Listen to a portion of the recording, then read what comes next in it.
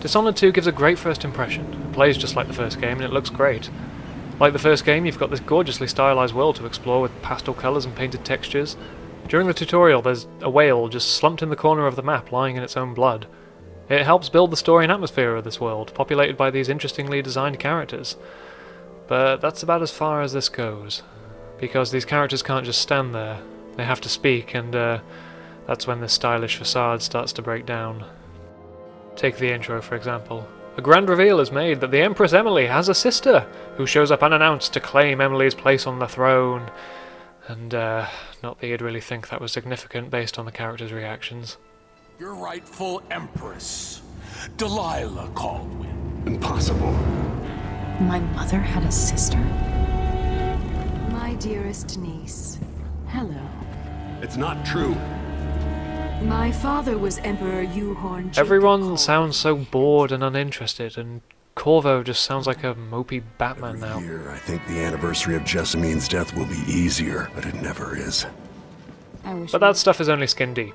I was never particularly interested in the story in the first game either, and that was fine. I was never interested in the story for the Thief series or the Hitman series either. Unlike those games, the story was just a framing device to tie together individual missions. Dishonored 2 does the same thing. The story contextualizes isolated missions that require you to take out specific targets, with the whole level at your disposal to complete the mission as you see fit. So my being uninterested in the story wasn't a deal breaker for me. What interested me were the levels and the various ways I could go about my objective, which is a deal breaker. Which doesn't always work in this game's favour, because Dishonored 2 is a great game working in a broken system. Games have bugs these days, and that's an unfortunate inevitability. But Dishonored 2 is more egregious because these bugs are destroying what could be a meticulously crafted stealth experience.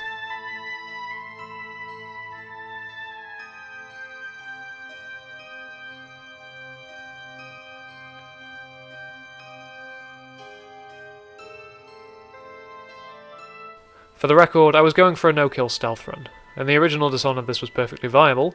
I completed the game without killing a soul, and that included the targets. It really did encourage you to play it your way, and Dishonored 2 tells you that very same thing, by the way.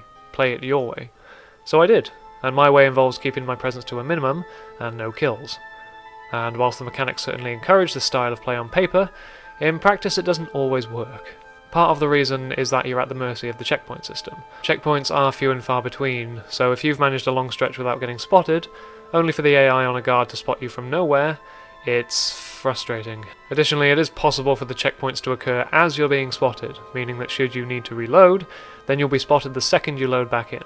So understand my point here. If, like me, you were interested in Dishonored 2 because you enjoyed the first game as an entirely stealthy experience, be prepared for some major frustration. I'd like to stress that it can be done. You can go through the whole game without killing a soul, and even without being spotted, but the numerous glitches will hamper that capability. If, however, you're happy to go lethal, and shift between stealth and sword combat, you might have a better time than I did, simply because you'll have more ways to deal with the threat if you are spotted. That's not to say I wasn't having fun, because I was, when the game was working. Because when Dishonored 2 is working, it really does feel like a high-stakes stealthy experience. And for what it's worth, the levels are still great. Maybe not the enemy placement, but the actual layouts are fantastic. There are so many ledges and passages that allow you to scurry around in any direction. And the combat is good too. Going from a well-timed block to a grab to a takedown is smooth and satisfying, and your gun packs one hell of a punch, if you choose to use it, that is. Like I said, Dishonored 2 is an ideal experience on paper, allowing for a mix of various playstyles, but in practice that can be problematic. So go ahead. Play it your way. Just make sure that your way means being able to deal with frequent glitches, or involves killing every guard that stands in your way. You won't get away! You aren't going anywhere!